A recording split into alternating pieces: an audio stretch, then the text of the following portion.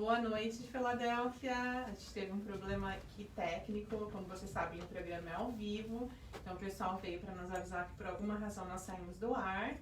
Peço desculpas e agradeço a você que está nos acompanhando e que vai nos acompanhar a partir de agora, nesse nosso segundo encontro com a Thaís. E como eu havia dito a vocês, a gente vai falar sobre constelação familiar, que foi no nosso primeiro encontro, as 3 leis do amor. Então, nós falamos a primeira lei, nós começamos a segunda lei, mas porque a gente fala muito, a gente não terminou a segunda lei, era para ter sido um programa. E eu não sei se vocês viram a gente há uns segundinhos atrás, mas nós estávamos aqui todas felizes, né, e saltitantes, porque saímos de casa, viemos ao estúdio da rádio. Então a Thaís estava dizendo, né, Thaís, que tá muito feliz porque estava vivendo essa pandemia assim, bem fechada. Bem fechada, e hoje é como se eu tivesse vivendo uma coisa muito nova. Eu falei, gente, eu vou sair de casa. Não é? E é muito, foi o que a gente estava falando da primeira vez, que não estava gravando, que da primeira vez foi bem gostoso, que a gente só que tava cada uma na sua casa, a gente fez online. Mas hoje tá muito especial de poder estar aqui no programa da rádio. A gente fica famosinha. Não fica, gente. Brincadeira. Nós não ficamos famosinhas. Na verdade, a nossa alegria mesmo de estar aqui é trazer mais uma vez esse conteúdo que eu acredito que está tão presente no dia a dia de todos nós, né? Sim. É algo que às vezes na correria do dia a dia, eu lembro muito de estar falando no programa anterior, e eu falo sempre isso para as pessoas mais próximas, nós somos um ser espiritual vivendo num mundo material. E nessa correria do dia a dia, quantas coisas a gente deixa passar por conta do material, a falta de tempo de pensar no espiritual. E eu nem tô falando de uma religião ou de outra religião especificamente. A gente tá falando do que somos nós, né? Da nossa essência.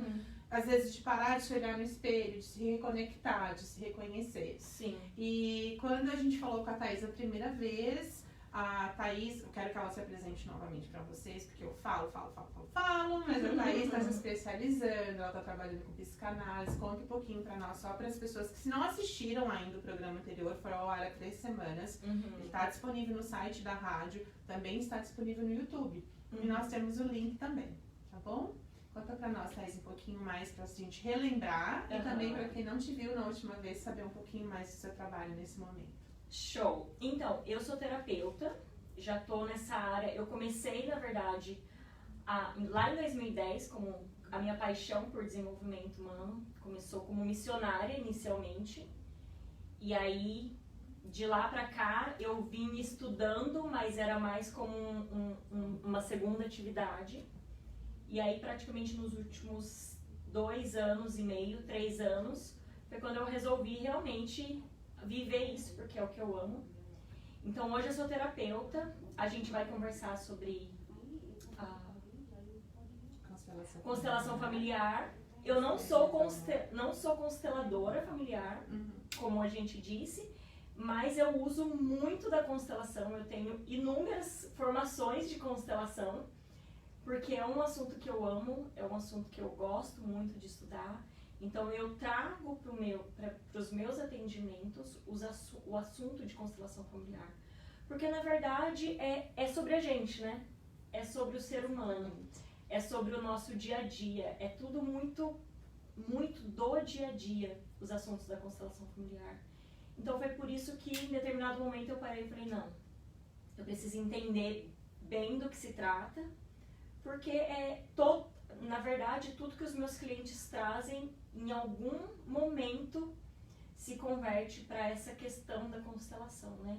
Que está muito relacionado com a família, a questão dos traumas de infância e tudo que aborda isso. Perdão, não julgamento. Gente, eu lembro de no programa anterior, a gente está tentando falar sobre como seria esse princípio da fenomenologia, sobre não julgar.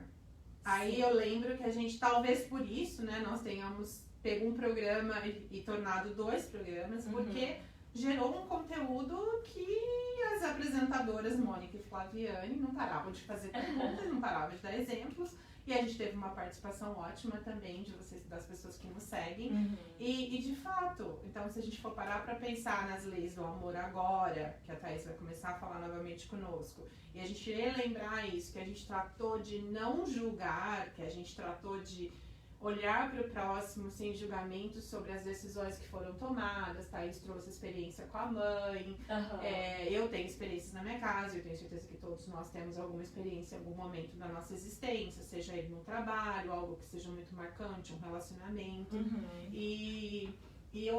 Se a gente trouxer isso para hoje, 3 semanas depois, e que você que estava lá assistindo conosco há 3 semanas atrás, eu espero que nessas 3 semanas, se você tiver vivenciado alguma situação na sua vida, que você possa ter se lembrado do que você ouviu, e ainda tem a oportunidade de rever no YouTube, que está lá na página da rádio, e a partir de agora, com a Thaís conversando com a gente, tem ainda mais essa presença de espírito de conseguir lidar com o não julgamento, e compreender a constelação, e compreender as 3 leis do amor.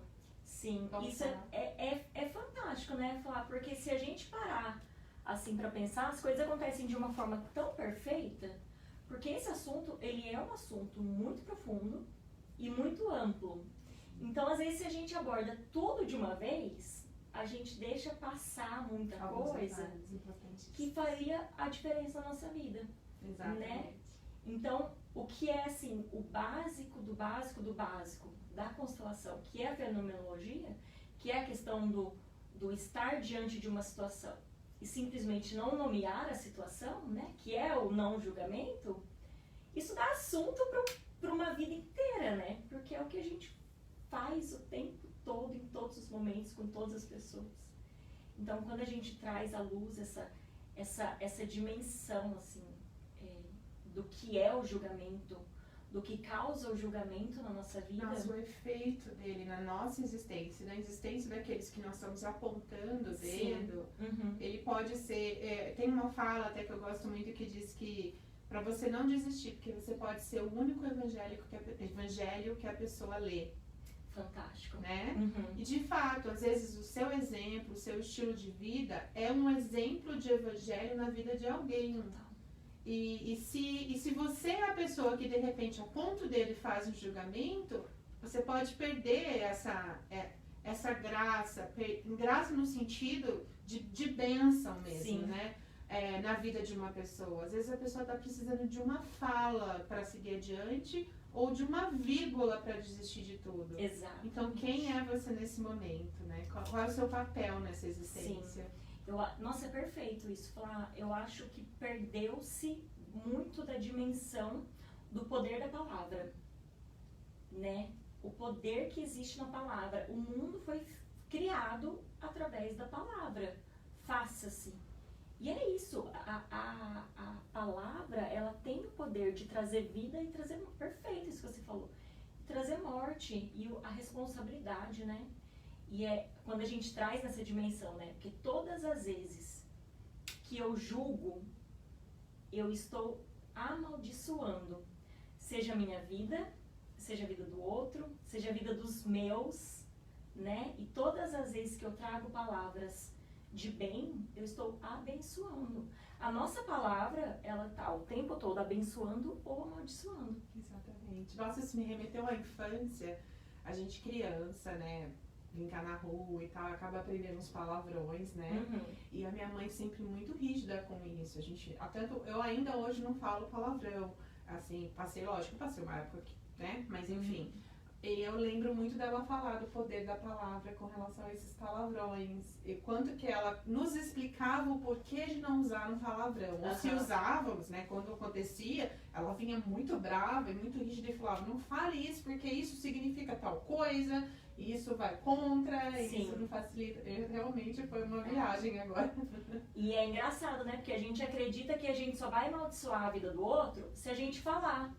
Se tivesse uma frase falar um pronta. palavrão, né? Mas na verdade o fato de você julgar, você tá amaldiçoando a vida do outro. Isso entra muito numa questão que algumas pessoas acham, né? Que a gente vive numa sociedade, como você mesmo falou, né? O poder da palavra para o outro. Essa sociedade da internet, das pessoas terem acesso a tudo, de todo mundo ser um estudioso de alguma coisa, não é? de as pessoas serem tão polarizadas, porque se você não gosta do mesmo partido que eu gosto, você é do mal, eu sou do bem, ou vice-versa, ou a questão religiosa, quando só o meu Deus salva, só a bandeira da minha igreja salva. E quando você... Acho que eu perdi minha linha de raciocínio. Mas quando você fala disso para as pessoas e você não percebe que o seu julgamento, você emana uma energia para aquela pessoa. Então é nisso que eu ia dizer agora, que se você achar que talvez tenha questão religiosa ou não quando eu falar de energia, eu espero que você não veja dessa maneira, porque nós somos carne, nós estamos numa matéria e esse corpo é repleto de energia. Então vamos imaginar quando você está sentado num restaurante e alguém conhecido chega acompanhado de alguém que você não vai com a cara, né? A energia daquela pessoa, a sensação que aquela pessoa traz para você, a energia que aquela pessoa traz para você é algo que não te convém, é algo que não vai bem para você. Então é dessa energia que a gente está falando, né? Sim. A gente não está falando de misticismo, nada disso. E o julgamento, ele carrega essa energia. Sim. Né? O julgamento, ele traz essa maldade em si. E isso realmente é muito triste, porque você pode carregar uma pessoa numa situação que ela precisava muito da sua mão estendida, né? E não, é importante falar que não só a palavra, né? Mas a sua postura.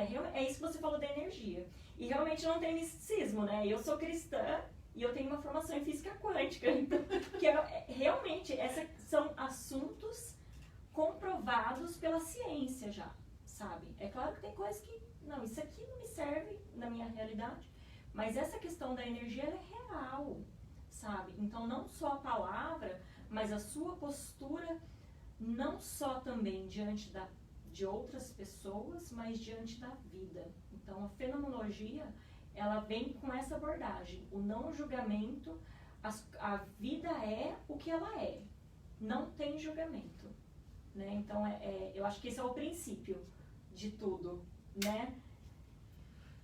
Essa é a grande tarefa da noite, né? Só relembrando que era uma tarefa de 3 semanas atrás. Vamos parar nesse assunto de novo. Então, vamos ter que voltar semana que vem. Então a gente vai pular para a primeira lei do amor, pensando como base essa fenomenologia. A gente tá com trava-língua aqui hoje, hein? E tentar trabalhar, então, vamos repetir a primeira lei do amor, que a Thaís trabalhou com a gente há 3 semanas, e vamos dar continuidade. Show! Então, eu vou passar por cima, né? Só dar uma lembradinha. Uma lembrada. São 3 leis que é baseado nas leis de Bert Hellinger. E aí a primeira lei é a lei do pertencimento, onde fala que todas as pessoas têm o seu lugar diante do mundo. Todas as pessoas têm o seu lugar na sua família. E se alguém dentro da sua família ele é excluído, de alguma forma essa família vai entrar numa desordem energética, a gente poderia falar assim, e consequências para aquela família vão acontecer até que esse ser seja incluído de novo. Não estamos falando de um ser físico. Não estamos falando de misticismo, estamos falando de fato. Por exemplo, naquele dia a gente deu o exemplo de uma mulher que ela havia tido 3 abortos espontâneos. 2 abortos espontâneos e tinha um filho que havia sido gerado que estava com ela. Sim. Não lembro exatamente de como era a história, eu lembro que era o exemplo da mulher que sofreu aborto. E aí quando alguém perguntava para ela, quantos filhos você tem? Aí eu tenho 1 filho e 2 abortos. E aí a história conta, né, mas o nome do seu filho é aborto? Não. Então você tem 3 filhos. 1 mora aqui com você e 2 moram no céu. 2 já faleceram. 2 estão em outro plano. Mas você tem 3 filhos. E o quanto que a vida dessa própria criança, que se colocava como um filho único, foi transformada quando essas 2 outras crianças foram inclusas nessa família. Sim, porque inconscientemente, é importante falar que é tudo de forma inconsciente, essa criança que permanecia com a mãe, ela sentia falta, existia um vazio dentro daquela família. Thaís, é muito vou dizer que é muito louco, né? Isso, mas é muito intenso mesmo isso, porque quantas pessoas sentem a falta física até mesmo de um órgão?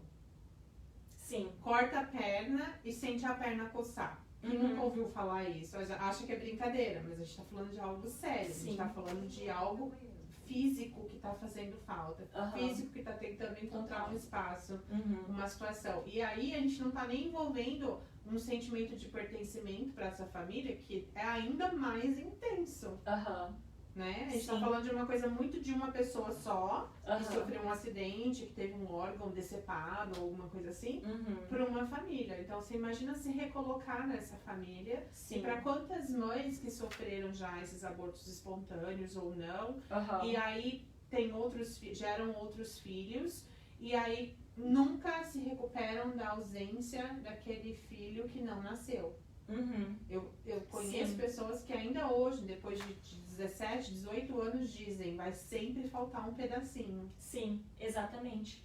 E é engraçado, né? Porque nesse exemplo que você falou, a pessoa tenta, eu preciso esquecer isso. As pessoas mesmo aconselham a mãe, né?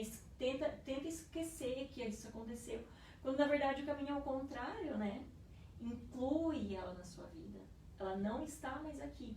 Engraçado que eu tenho uma amiga, não sei nem se eu poderia falar, mas como eu não vou falar o nome dela, acho que não tem problema. Ela estava grávida e aí o bebê dela era encéfalo, sabe? Acéfalo. Acéfalo? Quando não tem cérebro? Isso. Eu creio que é acéfalo.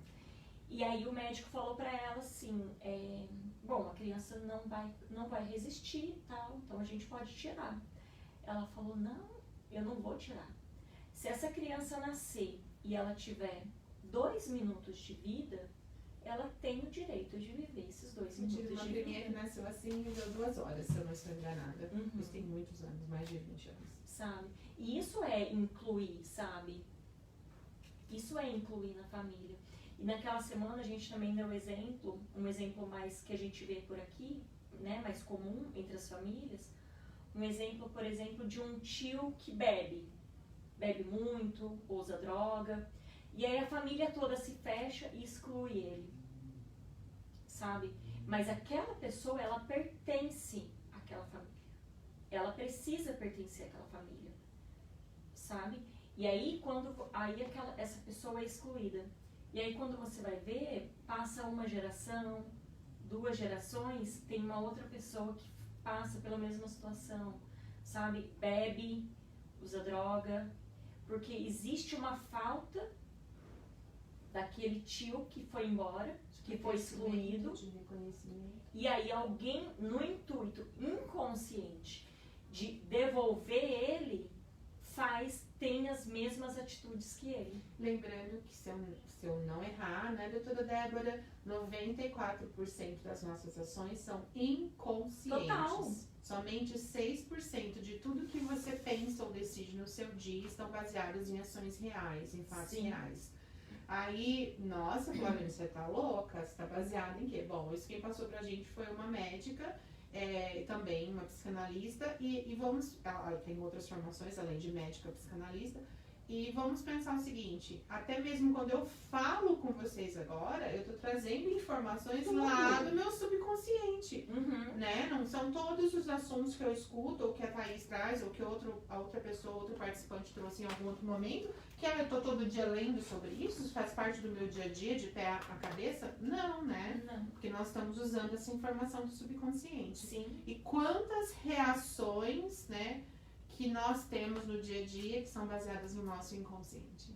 Total. Alguma coisa que nos aconteceu quando criança, alguma reação, ou alguma atitude dos pais, ou alguma atitude do melhor amigo, ou algum relacionamento, e agora a gente volta naquele que a gente chama de ciclo vicioso, não é? Sim. E Jung fala, né, que enquanto a gente não traz as nossas sombras, que é o inconsciente, para a luz, que seria o consciente, o nosso inconsciente vai guiar a nossa vida e a gente vai chamar isso de destino.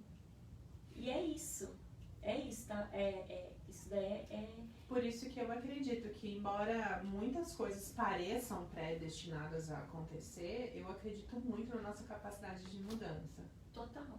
Muito. Assim, sem nenhuma lembrança científica ou nenhum estudo aprofundado. Eu sempre digo para as pessoas, embora tudo leve a crer que está predestinado, gente, nós todos temos o poder da mudança, porque a escolha vive em nós. Claro. É lógico que essa escolha é feita pelos nossos medos, anseios, pela coragem ou pelo nosso desejo de vencer algo, mas está dentro de mim. Sou eu que tenho que calar. E, aliás, eu lembrei de uma fala no nosso último encontro, que das freiras carmelitas, que elas oravam sobre a palavra e elas não queriam sair discutindo isso, não. Elas queriam compreender, elas queriam dormir naquilo ali, né? Elas queriam dormir naquela informação primeiro.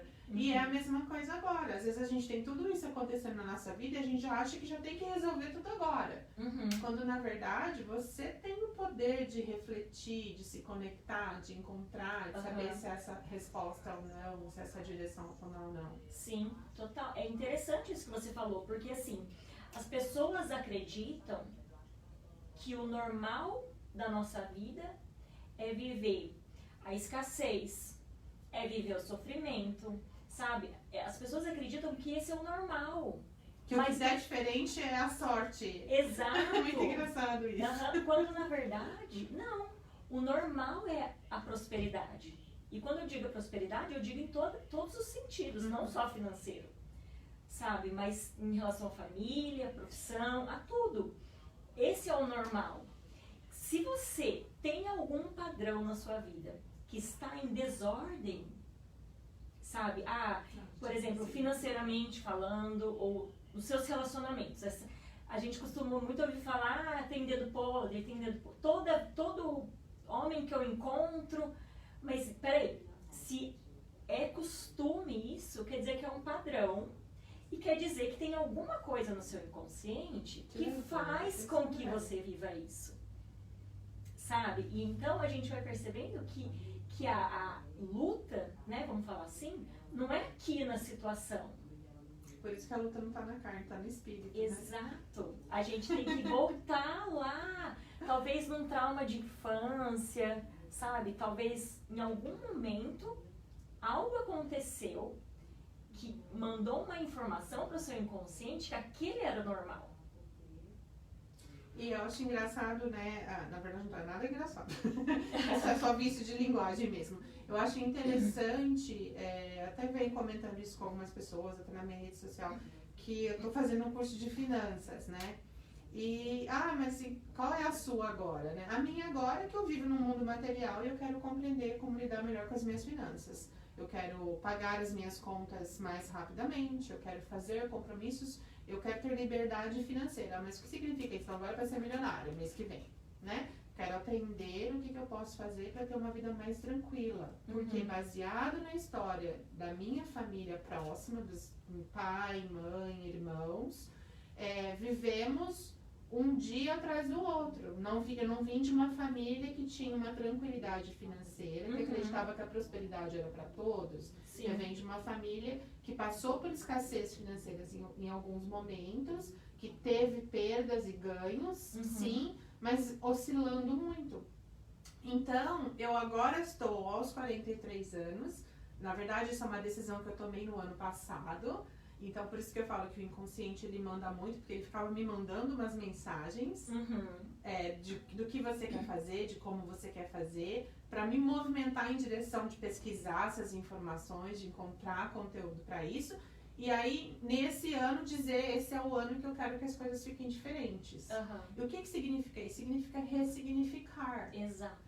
Significa olhar que o dedo podre é encontrar lá no meu subconsciente o que pode mudar disso. Por exemplo, saber dizer não para uma compra, até falei disso no IGTV um outro dia, se eu sei que meu passo vai ser maior que a perna. Porque as pessoas se sabotam dizendo assim, mas eu mereço. Mas você sabe que aquele cara tem aquele vício que você não gosta. Gente, mas quando a gente tá junto, ele faz isso e aquilo pra mim. Eu mereço esses momentos de felicidade. Então a pessoa está comprando a oportunidade de viver aqueles momentos como se eles não pudessem ser vários. Sim. Seriam a maioria, né? Sim. Que às vezes, então é conto de fada. Não, nós estamos falando que existe relacionamento em que as pessoas vivem a maior parte dos dias bem.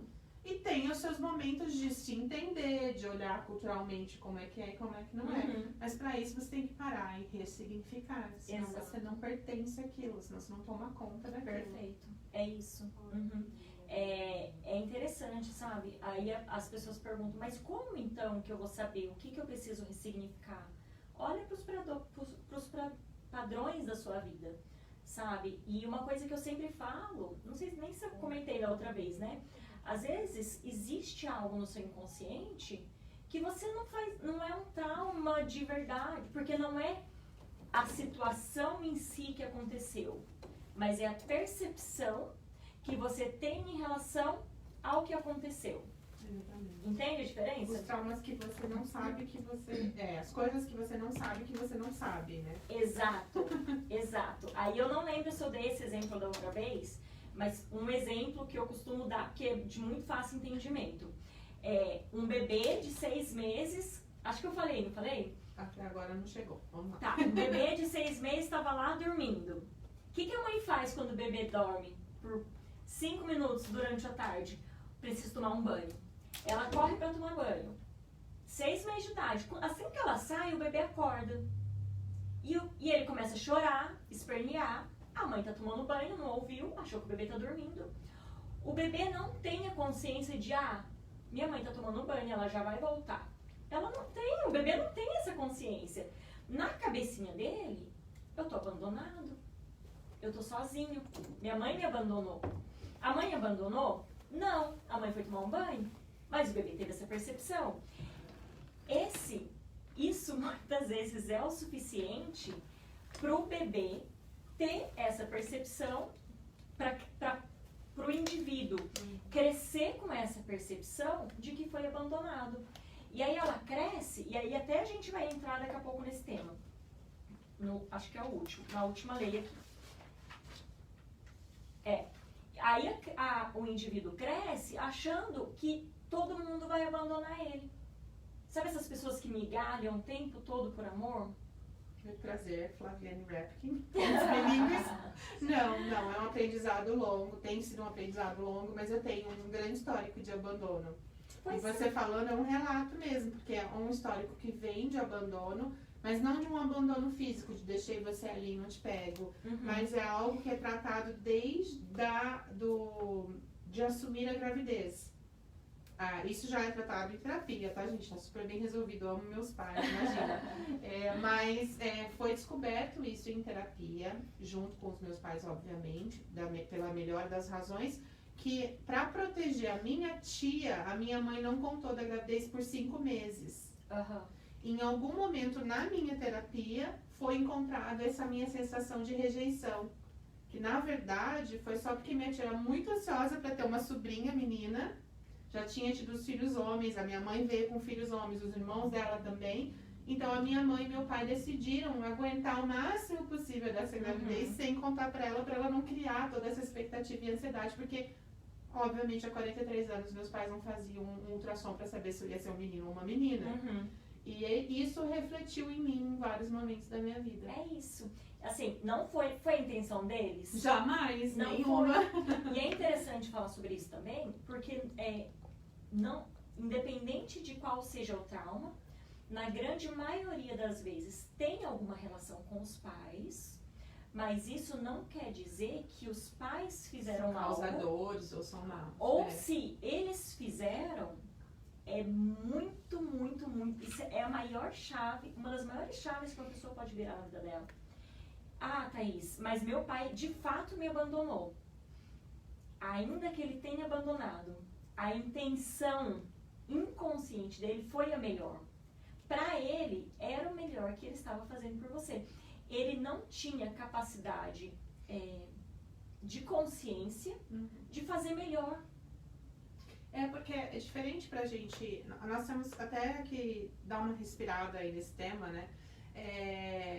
E olhar um pouquinho pra dentro de si.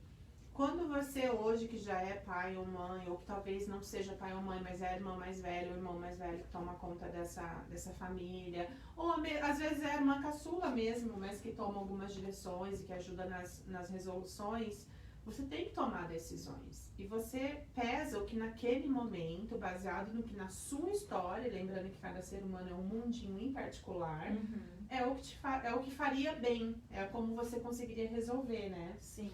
Então, baseando-se nisso, as pessoas tomam a decisão. Aí, se você é lá, um desses irmãos que viveu aí nessa família, que alguém decidiu por você o seu futuro, ou o abandono desse pai, ou como reagiu a isso, anos depois vai olhar para essa história e vai apontar dedos, mas por que fulana fez isso? Por que meu pai abandonou? Por que minha mãe tomou essa decisão? Você tem que se colocar no lugar da pessoa que tomou a decisão do abandono, no lugar da pessoa que tomou a decisão de como corrigir isso. Porque é aquela história que vai contar. Sim. Não é você agora um adulto. Sim. Então você tem que se olhar para dentro de si e realmente ressignificar. Para realmente seguir numa tranquilidade ou na paz de espírito, né? Eu acho que é entender que existe por trás de toda e qualquer ação, existe uma intenção positiva. Ainda que não seja justificável, mas para essa pessoa, nesse momento, com a história dela, com as dores dela, ela teve uma intenção positiva por trás. Existem muitas pessoas no nosso dia a dia que não têm esse pensamento, né? Talvez o comum, né? Talvez seja triste ouvir que é o comum, mas é verdade, porque eu já ouvi algumas pessoas falarem pra mim que eu vejo o lado bom das coisas o tempo todo. Lógico que eu tenho os meus momentos, né, de tristeza, ou de nostalgia, ou de preocupação, mas eu vejo o lado bom da pessoa na maior parte do tempo. Às vezes eu só aprendo que aquele lá não era o lado bom quando a pessoa realmente faz algo muito ruim pra mim. E muitas vezes eu sou protegida disso, não recebo isso de volta. Mas é porque é assim que eu gosto de ver, assim que eu acho que as coisas nos motivam, assim que eu acredito que faz mais sentido seguir o nosso dia a dia, não é? A vida se torna mais leve. Porque, gente, eu falo... Isso abriria um leque aqui, mas é até mesmo o fato de não assistir telejornal quando tá falando de uma tragédia. Nossa, entendeu? Total. Eu já sei que aconteceu a tragédia. Eu já sei para que é que eu vou carregar isso comigo, ou visualizar, ou memorizar isso. Entendeu? Eu já sei o que eu devo fazer para não vivenciar a tragédia. Sim. Né? Então, essa é a minha opção de vida. Então, essa é uma opção de quem tá tapando o olho? Não, mas essa é a minha opção de vida. Eu não preciso ficar vendo isso, repetindo o telejornal das 7 da manhã, da meio-dia, das 7 da noite ou das 11 sobre o mesmo tema. Total. Né? É isso. E aí sai da TV, vai pro Instagram. Não é? Em todo lugar a gente fica sabendo o que tá acontecendo, quando na verdade não tem necessidade disso. Eu prefiro ver a vida nessa maré mais mansa, assim, sabe? Tipo, vamos deixar pra depois isso. Então aí, a lei do pertencimento fala exatamente sobre isso. Sobre a necessidade de que todos tenham o seu lugar dentro da sua árvore. Sabe? Dentro da sua constelação. Todas as pessoas precisam não, todos têm o seu lugar.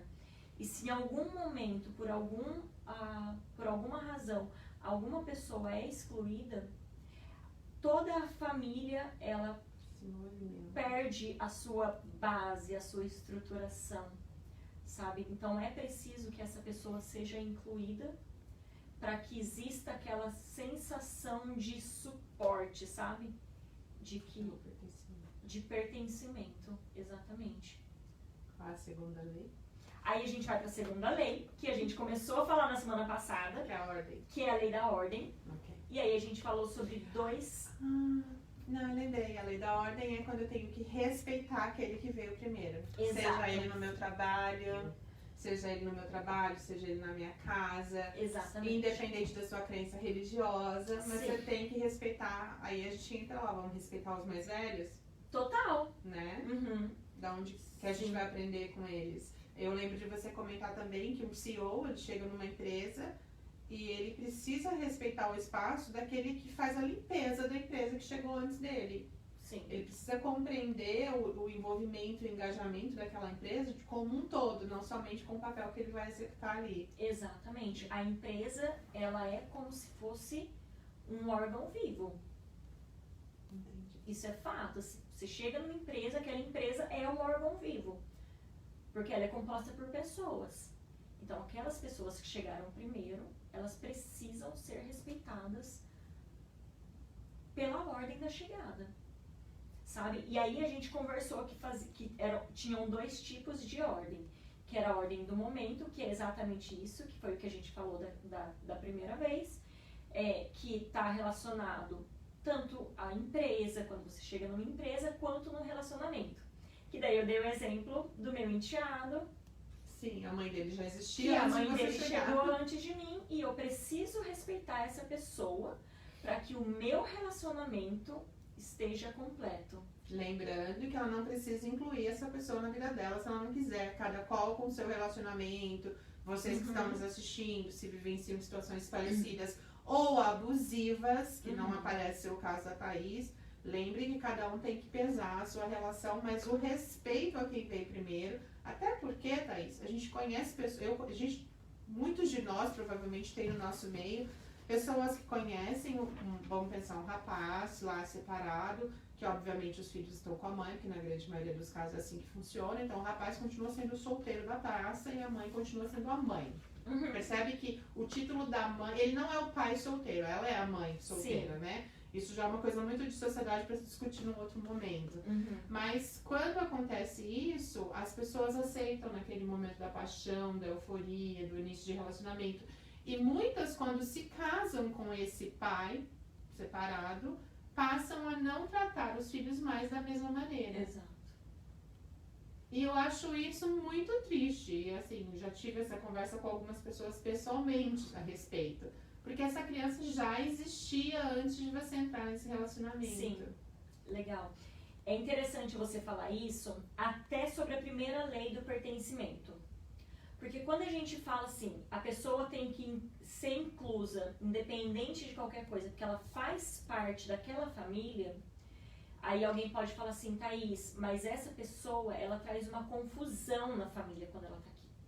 Quando a gente fala de incluir na família, a gente não precisa necessariamente permitir que ela faça parte do convívio, mas que exista dentro do seu coração um espaço para que exista essa pessoa.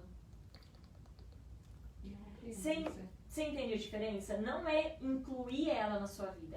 Foi perfeito isso que você falou. É como falar de perdão, né, gente? Quantas vezes a gente fala assim, já perdoei fulano por toda aquela maldade que ele me fez. Já perdoei. Eu não esqueço, mas eu já perdoei. Às vezes a gente pode trocar esse não esqueço para eu não convivo mais com a pessoa. Exato. Mas eu já perdoei. Eu não preciso vê-lo diariamente ou trazê-lo para minha casa ou frequentar a casa da pessoa para mostrar que houve um perdão. Principalmente quando existe uma situação de quebra de confiança e tal. É importante a gente pensar isso. Aquela pessoa tem um espaço na nossa existência. Eu tenho pessoas que eu não convivo mais. Eu tenho madrinha de casamento que eu não convivo mais por uma opção da madrinha. Então, assim, ela continua tendo um espaço querido no meu coração. Sim, é isso. Entendeu? Mas a gente não convive mais. É isso. E tá tudo bem. Aí a gente cai de novo naquele ponto que você falou no começo, né? Somos seres espirituais vivendo aqui num plano carnal. Além de estar completamente em construção todos os dias. Exatamente. Então, assim, eu não preciso conviver aqui. Eu não preciso estar com você de mão dada todo dia pra falar pra você que eu incluí você na minha família. Não, se é uma pessoa que causa uma confusão na minha família, eu não vou trazer pra dentro da minha casa. Mas é preciso que essa pessoa tenha um espaço dentro do meu coração. E aí a gente entra tanto no pertencimento quanto na ordem. Mesma situação. E aí a gente falou aqui do primeiro, que é essa questão do momento, porque quando você entra numa empresa, você tem uma data para sair. Ainda que você fique. Mas é uma lei de ordem momentânea. Tanto em relação ao casamento, porque ele também pode se desfazer. Então, tudo aquilo que pode se desfazer, a gente chama de lei da ordem de momento. E aí a gente tem a lei da ordem vitalício, que a gente chama de vitalício, que é muito comum, que é quando membros da família tomam o lugar de outra pessoa. Uma coisa que é muito, muito, muito, muito comum acontecer. E causa uma desordem, Flá. Um exemplo. Os meus pais se separaram. A minha mãe foi embora. O meu pai sofreu. E eu vi o meu pai sofrendo. Qual que é a minha postura inconsciente? Eu tomo o lugar dessa esposa que se foi. Então, olha a bagunça que acontece. Eu saio do lugar de filha. Que também está sofrendo pela ausência da mãe, pelo sofrimento do pai. Tomo o lugar de esposa do pai. Olha a confusão. Porque o pai... Porque tudo é... Eu tenho receio de usar a palavra energética, para as pessoas acharem que é um pouco místico. Uhum. Não é nesse sentido que eu estou falando. Mas tudo tem um espaço, um lugar certo de ser. Sim. Então, vamos supor, a mãe foi embora, o pai está aqui, a filha toma o lugar do pai. O que acontece? Existe um vazio de uma filha que não existe mais. Para cobrir uma mãe que não está mais ali. O pai, ele não consegue se envolver de fato num outro relacionamento, porque o lugar da mãe está ocupado pela filha. No sentido de responsabilidade, no sentido de cuidado, no sentido de amor. É. Sim, e a filha, ela não consegue viver um relacionamento harmonioso com um homem, porque existe o pai ali. E isso é tão forte e tão inconsciente, porque eu já vi nos meus atendimentos relações assim, e aí o marido, como ele não encontrava espaço para ele, porque o espaço estava sendo tomado pelo pai, ele traiu a mulher, o casamento estava à beira de se desfazer. Quando você ia conversar com o marido, ele falava, mas eu não consigo me encaixar. E ele não sabia explicar o porquê, o como, da onde, que ele não se sentia. Não pertencia naquela família. Ele não conseguia pertencer, porque aquele lugar estava sendo ocupado pelo pai. E o quanto que era pesado para essa filha cuidar do pai. Porque isso não é o papel dela. O papel dela é de filha. É de ser cuidado. E aí causa uma bagunça. É, precisa de uma aguinha. Mas é verdade. E muitos relacionamentos que se desfazem, né? Muitos casamentos que se desfazem, trazem consigo essa regra que você está dizendo. Ela passa a ser quase uma regra mesmo. Muito. E a gente vê ainda em situações assim, vou citar aqui nos Estados Unidos, a gente vê na situação do imigrante, às vezes isso acontecendo, e a filha que passa a fazer um papel de mãe em casa, responsável como uma mãe, às vezes tem 11 anos de idade. Perde toda a vivência dessa infância, dessa pré-adolescência, da entrada dessa adolescência, com a responsabilidade do irmão de 5 ou de 6, ou preocupado com esse pai, ou com o trabalho, ou com o que quer que seja, né? Sim. Ou seja, você deixa de viver o momento que você deveria estar vivendo para cá com a consequência das outras escolhas, quando na verdade não deveria haver um julgamento, mas cada um deveria continuar fazendo seu papel. E viver o luto também, né, gente? Porque existe um luto aí para todo corte de relação. Sim. E que tem que ser vivido, não tem como esconder isso. Uma pessoa que saiu dessa casa, que teve as razões dela para abandonar, ela deixa esse vazio. E esse vazio tem que ser cuidado, ele tem que ser tratado. Para as coisas. Vamos pensar uma coisa bem diferente, é como você tirar um dente. E depois de anos você vê que aquele espacinho não existe mais, porque os seus dentes se moveram para fechar. Tá tudo bom? Não tá bom. Se você for ao dentista, você vai descobrir que você agora morde um lado, você tem uma dor de maxilar. Por quê? Porque você mudou toda a estrutura óssea da sua boca com a retirada de um dente que foi um espaço que foi ocupado ali que não poderia. Tinha que ter ali uma prótese. Sim. E aí no caso de quem toma o lugar dessa pessoa, quando ela percebe, existe uma dor muito grande também, uma culpa dela sair desse lugar. Vamos continuar nesse exemplo. Aí a filha percebe, nossa, ela tá ouvindo aqui, por exemplo, tem uma menina ouvindo aqui e fala, nossa, parece que eu tô me vendo. E aí ela existe uma culpa muito grande dela sair desse lugar e voltar. Mas existe uma coisa que Bert Helling chama de a boa má consciência. a boa má consciência. E aí cai num perigo que a gente ouve. Cai num perigo. Ai, eu quero. Água. Por favor. E a gente precisa saber do horário também, gente. Estamos aqui, ó, sem reloginhos aí. Não é? Temos que... O que eu tava falando? A boa má consciência. E aí cai num perigo que a gente ouve muito falar. Que, tem que ser leve. Se você sentir que tá pesado, é porque você tá fazendo alguma coisa errada. Obrigada. Programa ao vivo. Dá sede também. E aí, o que é a boa má consciência? A boa má consciência é quando você percebe que existe um desequilíbrio e que vai doer para você sair desse lugar. Porque quando uma filha toma o lugar do pai, de forma inconsciente, ela toma porque ela quer proteger o pai. Você percebe que tem uma boa intenção? Claro que sim. Então, para ela, se ela sair desse lugar de protetora, de mulher do meu pai, ela vai se sentir culpada. Poxa, mas se eu sair desse lugar, eu vou estar abandonando meu pai igual minha mãe fez.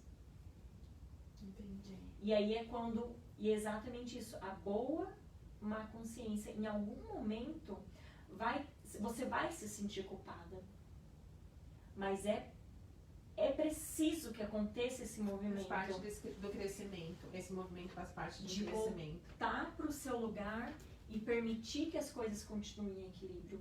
Nessa situação que eu falei para você de uma cliente que o marido traiu, quando a gente identificou essa, vamos falar de bagunça dentro da constelação da família dela, a gente trabalhou, ao invés de a gente trabalhar o relacionamento, a gente trabalhou o relacionamento dela com o pai, para ela voltar a ser filha e permitir que existisse lugar para o marido dela. E faz todo sentido em tudo que você vem falando até agora. Isso mostra claramente o funcionamento da constelação. É muito fascinante. Isso mostra claramente, porque quantos de nós vivemos situações parecidas, não tão sérias, às vezes mais sérias do que essa, e de forma inconsciente a gente está levando, está seguindo e não está parando para refletir ou para ver o que pode ser mudado, ou ainda não teve noção ou informação a respeito dessa boa má consciência, que muitas vezes eu falo no nosso programa ou nas minhas postagens que o quanto que é importante que a gente dê um passo para trás para avançar.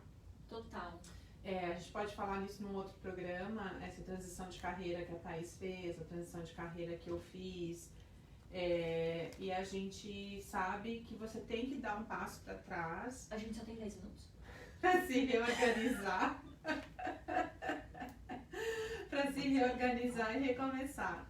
E então, o quanto que é importante da gente se compreender e se ressignificar para fazer isso, né? Então, quando ela fala isso da boa, má intenção, é saber, às vezes é você lidar com a cobrança, lidar com o que as pessoas estão falando, lidar com você aprendendo a lidar com isso, né? Com esses olhares e com essas cobranças, e olhar para você e saber onde é que você está se colocando nessa relação. E perceber que, por exemplo, ainda nesse exemplo, a hora que a filha busca o seu lugar, o pai, talvez ele realmente se sinta abandonado. Porque esse movimento, tudo que move, machuca de certa forma. Tudo que é novo assusta. Exatamente, mas vai chegar um momento que ele vai perceber que é a melhor coisa. E a gente tem muitos exemplos. O pai morreu, o irmão mais velho, ele é colocado no lugar do pai como responsável pela família, sabe? E aí ele toma o lugar do pai, e aí é a mesma coisa. E o que eu acho muito, muito, muito, muito grave também é quando a mãe se coloca, aí não é a filha que se coloca para proteger, mas a mãe numa fragilidade que não é proposital, claro, mas numa carência de certa forma, ela se coloca no lugar de filha da filha dela. E ela cobra da filha ações que é da mãe, sabe? E o quanto que o adulto, o indivíduo, ele cresce totalmente sem suporte. Porque o filho, a fonte criadora da vida é a mãe e o pai. Se a mãe toma o lugar da filha, a filha perde essa fonte. Sabe? Então, o perigo que existe da mãe sair dessa postura. Porque a mãe é mãe. E o pai também. Eu falo muito pro meu marido. Às vezes, porque criança pequena gosta de ser esperta, né? Então, às vezes eu percebo que meu filho meu enteado quer dar um baile na gente. Eu falo, meu marido, você vai lá, vai se posicionar forte, firme. Porque ele precisa disso. A criança precisa disso o tempo todo. Porque nessa idade, 5, 6 anos, a criança... é bom pra ela também, né? Ela desenvolver essa malícia dela, né? De tentar... Então, ela tenta o tempo todo mostrar pra gente que ela manda. E aí vai da gente ter a postura. Se é uma mãe mais frágilzinha, ela vai se colocar na postura, tá bom, filho. E aí, é sutil. O que a gente tem que entender é que é tudo muito sutil. E aí, nesse movimento, a mãe se coloca de filha e o filho se coloca de pai. E aí a gente cria essa sociedade dos reis, que são as crianças, decidindo, né?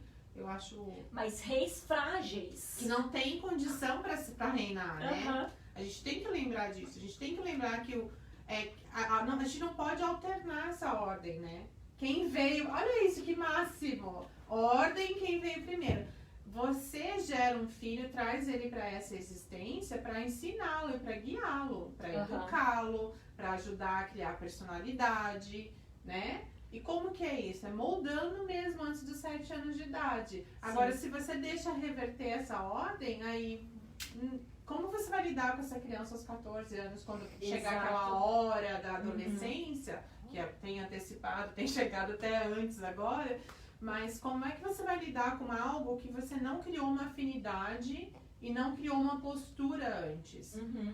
O Rossandro Klinger, ele fala muito isso, dessa coisa dos pais quererem ser amiguinhos dos filhos. Vocês têm que se colocar como pais primeiro. Você pode ter amizade e afinidade, que maravilha! Mas não esqueça que vocês são os pais primeiros. Que quem dá a ordem, quem cuida da casa, existe. Não é autoritarismo que a gente está falando, né? Se você conseguir achar esse balanço aí, e se precisar em alguns momentos ser autoritário, que seja.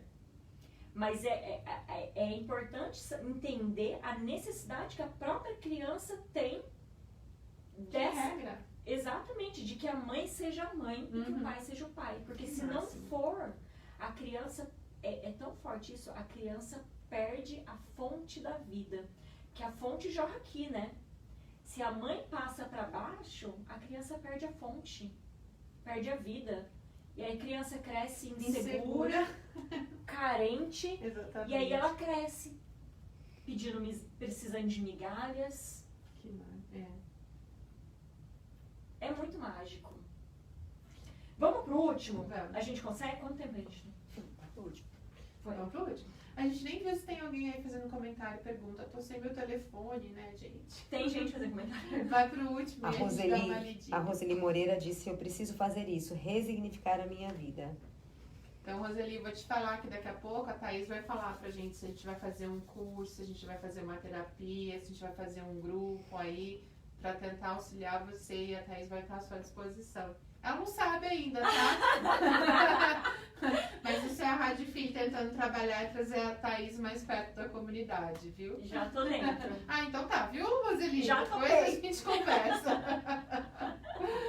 Vamos lá pro último, então. Último é a lei do equilíbrio. Então, nas últimas 3, são 3 leis do amor e a última agora é a lei do equilíbrio. A última lei é a lei do equilíbrio. E aqui a gente fala da importância entre doar e receber. Vou tentar resumir porque a gente não tem muito tempo. O que acontece? Quando... Aqui eu acho que cabe mais trazer essa reflexão dentro dos seus relacionamentos.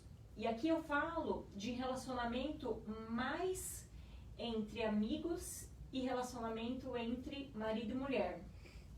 Porque quando a gente fala, por exemplo, da lei da ordem, a lei da ordem tem quem chegou primeiro e quem chegou depois. dentro de um relacionamento, ninguém chegou primeiro e ninguém chegou depois. As pessoas chegam juntas. E aí a gente entra na lei do equilíbrio. E a lei do equilíbrio, o nome já fala, ela precisa do equilíbrio. E é muito comum da gente ver, e aqui eu trago realmente essa reflexão, dentro dos seus relacionamentos. Qual é o equilíbrio que existe? Existe muita doação ou existe muito pedido? O que acontece? Quando a gente... Isso é muito incrível também, isso também eu vejo muito nos meus atendimentos. Sabe esse tipo de... Sabe quando você conhece, talvez conhece pessoas que se envolvem com alguém e a pessoa sempre vai embora. Aí conhece outra pessoa, a pessoa vai embora. Aí conhece outra pessoa, a pessoa vai embora. Ninguém fica. E a pessoa, o que tem de errado comigo? Será que você não doa muito? Sabe o que acontece? Inconscientemente, quando existe muita doação, chega um momento que a outra pessoa, a dívida dela, inconsciente, é tão grande, porque ela recebeu tanto, que ela não consegue mais pagar. No momento que a pessoa não consegue mais pagar, ela vai embora. Ela não tem mais o que fazer. Ela vai embora. Isso é... Continua, Thais, porque a gente tem só 10 minutos. A gente tinha 10 minutos, há 10 minutos. Mas vamos lá. Então, a pessoa, acho que na hora que der uma hora vai cair aqui também. Vai cair no Instagram. A gente vai saber. Então, o que acontece? Eu vejo muito, ninguém fica, todo mundo vai embora, o que eu faço de errado? Aí aí entra outra pessoa, ela fala, eu vou fazer de tudo pra agradar esse aqui, que esse aqui vai ficar. Agrada ainda mais, aí ela exagera ainda mais. Sabe? Aí ela senta mais ainda no cocô. Aí a pessoa vai embora, porque chega uma hora, a gente chama de, eu chamo de dívida energética. Chega uma hora, eu dou tanto, eu te dou. Vai chegar uma hora que você vai falar, Thaís, eu não consigo pagar. Eu vou embora, porque essa dívida é insuportável pra mim. E você gosta de ter dívida? Não. Quem que gosta de ter dívida? Ninguém gosta. E é isso. Quando a gente vive um relacionamento de desequilíbrio, onde eu dou muito, existe uma dívida da parte da outra pessoa. E vai chegar um momento que ela vai embora. E aí a gente cai num ponto assim, a reflexão precisa ser, por que você acha que você precisa doar tanto? Por que tem que agradar tanto? Por que você tem que agradar tanto? Aí a gente volta naquele assunto do começo. Quais são, o que você viveu que fez você acreditar que se você não agradar, a pessoa não vai ficar? O que você passou, quais são os padrões inconscientes da sua vida que te fez acreditar que se você não fizer muito por alguém, ela não vai ficar. Ela não vai ficar porque você é merecedora que ela fique, porque você é uma pessoa boa, porque você é uma pessoa legal, porque você é uma pessoa interessante, inteligente.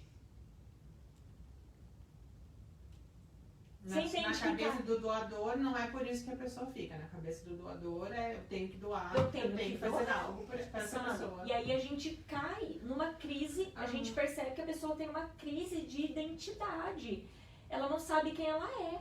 Eu li um texto há algum tempo do Padre Fábio, quando ele fala, não é essa palavra que ele usa, mas é assim que eu recordo agora para trazer para esse tema, a utilidade da pessoa.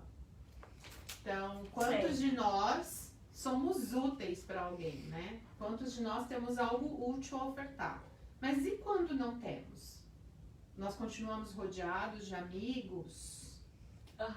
É isso. Né? Nós continuamos rodeados de colegas de trabalho.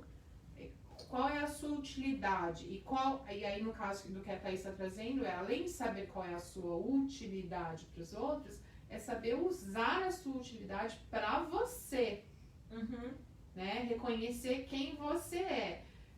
Aí, olha, gente, isso aqui vocês sabem, é ao vivo, a gente conversa pouquíssimo por mensagens desde que a gente conversou 3 semanas atrás. Então, as informações, como eu abri no começo, que já na terapia já aprendi muita coisa, e que na terapia também encontrei a resposta do porquê dessa minha sensação de abandono que nunca saía de mim. E trabalho isso quase que diariamente, porque é igual banho, tá, gente? Se a gente não tomar um dia, vai ter cheiro. A gente tem que se reconectar e nunca vai estar 100% pronto. Não vai estar 100% pronto, porque tá em construção mesmo, porque faz parte da minha Essa é a dinâmica da vida, né? Em décadas, né? Das minhas 4 décadas, aí talvez 3 eu tenha vivido essa situação até realmente compreendê-la. E aí, ainda assim, as pessoas que me conhecem de perto, elas sabem disso. Eu sou muito doadora. Eu sou uma doadora nata.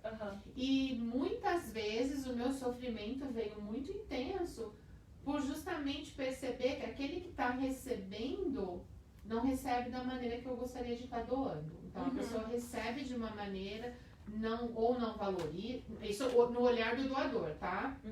Não valoriza da maneira como você gostaria de ser valorizada. Quando na verdade não é um problema de quem está recebendo, é um problema de quem está doando. É um problema de quem está doando que não compreendeu ainda que você não precisa nem estar doando tanto assim, né? E se doou porque gostou, e obviamente é porque gosto muito, porque faço muito, mas já teve momentos da minha existência em que doando porque gostava muito e não para obrigar alguém a estar perto, essa doação trouxe muita dor. Exatamente. Então, e aí a gente hoje está tendo a oportunidade de ver o receptor também tendo a dor da angústia, do sufoco, do ter que agradar, do ter que se manter. Sim. Né? Então esse é um programa bem terapêutico mesmo. Roseli, vai ter chance. Mas é interessante isso que você falou, porque assim, tanto a pessoa que doa, ela não doa porque não é planejado. É inconsciente. É uma crise de identidade. O que precisa ser trabalhado é a identidade. Sim, sem dúvida. Sabe? Quem sou eu diante do mundo? Sabe? Eu costumo perguntar para os meus clientes. Nas primeiras sessões eu falo, quem é você? Sem falar onde você mora, sem falar de quem você é filho, sem falar de quem você é mãe, sem falar nem seu endereço, sem falar de onde você veio, sem falar o seu nome. É incrível que se você perguntar para as pessoas, quem é você? Muitas pessoas vão falar assim, eu sou analista de sistema da companhia tal, não sei o que. A pessoa não fala quem ela é de fato, né? Eu tenho já isso trabalhado e obviamente, como eu disse, trabalhando diariamente, já tanto em inglês quanto em português, de que eu sou uma giver, né? Que eu sou uma pessoa que está doando o tempo todo, mas isso é meu, né? Então, aonde eu trabalhei... É uma característica sua. Eu digo pra vocês, até um pouco envergonhada, mas ao mesmo tempo feliz, que eu aprendi isso no ano passado. Aliás, tá quase aí, já fez um ano, né? Mas não é ruim ser doadora. Não, é ótimo, na verdade, porque a satisfação em que você tem de saber que algo que você tem pode pertencer ao outro e modificar positivamente a vida do outro, gente, eu acho que é até isso que a gente veio. Eu lembro da minha mãe... um pouco frustrada quando eu me mudei para os Estados Unidos para aprender esse danado desse inglês, de repente voltar lá como secretária bilíngue, não sei o quê. Mas eu tinha feito uma faculdade numa outra área, eu tinha feito pós-graduação numa outra área e eu estava aqui fazendo o que a maioria de nós faz quando chega aqui, né? Os trabalhos que alguns não querem fazer. E a minha mãe não tinha problema nenhum com o trabalho em si, mas ela falava, você estudou tanto, você precisa ensinar o que você estudou. Você precisa passar isso adiante. Eu falava, mãe, vai chegar a hora. Sim. Vai ter esse momento. E de fato, esse momento chegou e é maravilhoso. Sim. Porque eu acho que não adianta você ter um conhecimento e guardar ele só pra você. Total. Isso não faz nenhum sentido, não é mesmo? Mas... Olha aqui, a Roseli disse que meu casamento já foi muito saudável. Hoje eu não me sinto muito confortável nesta relação. Porque apenas o namorei e me casei com ele. Sinto falta de ter vivido outras etapas como muitas pessoas. Enfim, eu tenho que me resolver. Vou conseguir. Obrigada. Bonitinho. Sim, obrigada por abrir isso aí também pra gente, viu? E eu posso te dizer uma coisa, Thaís, talvez possa dizer 2 coisas. Mas a gente, às vezes, coloca padrões que a gente tem que se ressignificar. Por exemplo, você disse assim, eu só namorei e já me casei. gostaria de ter vivido etapas que outras pessoas viveram. Eu não sei quais são essas etapas, mas eu vou julgar aqui que eu imagino quais sejam. Então, vou imaginar que as suas etapas sejam um prazo mais longo para passear, um prazo mais longo para ficar noiva, festejar esse noivado, um prazo mais longo para programar uma recepção de casamento, que teoricamente aparece como possível dentro da sua fala. E isso é um padrão. Necessariamente, se você encontrar em você as razões pela qual fez você ficar junto com essa pessoa, e se vocês ainda conseguirem se reconectar, essa falta desse padrão, desses bloquinhos da história, talvez não sejam tão importantes. Talvez o mais importante seja reconhecer nessa relação o que ainda é muito válido, o que ainda faz muito sentido, do porquê eu me encontrei com essa pessoa, por que de fato eu quis me casar com essa pessoa, o que me encantava nessa pessoa, né? Porque se você conseguir olhar para dentro de si, encontrar isso e de fato perceber que a outra pessoa tem essa capacidade também de encontrar, vocês estão pegando novamente essa essência. E vou te dizer, eu sou apaixonada pelo meu marido. A gente está junto há 6 anos, são 5 anos de casado. Algumas pessoas podiam dizer assim, mas ainda é lua de mel, né? Gente, com uns 4 meses eu queria me separar dele. Porque teve choque de cultura, teve choque de idioma, teve tanta mudança. E eu falei, meu Deus, será que eu vou dar conta dessa relação? Eu fiquei enlouquecida. Minha família sabe, as pessoas mais próximas, e agora todos vocês sabem. E ele sabe também. Mas eu tive que refazer essas perguntas e dizer, opa, o que está acontecendo? Eu sabia o que eu queria quando a gente planejou esse casamento com 6 meses. Com 9 meses a gente estava casado. Então, teve noivado? Teve. Teve planejamento de casamento? Teve. Mas teve esse susto também lá na frente. Então, tentar ressignificar. Eu acho maravilhoso, é isso mesmo. Você foi fantástica na sua colocação. Obrigada. Brincadeira, gente. Eu acho que a gente cai num risco muito grande de olhar para o outro. Hoje eu fiz um post no Instagram sobre isso. A grama do vizinho não é tão verde quanto você pensa. E às vezes...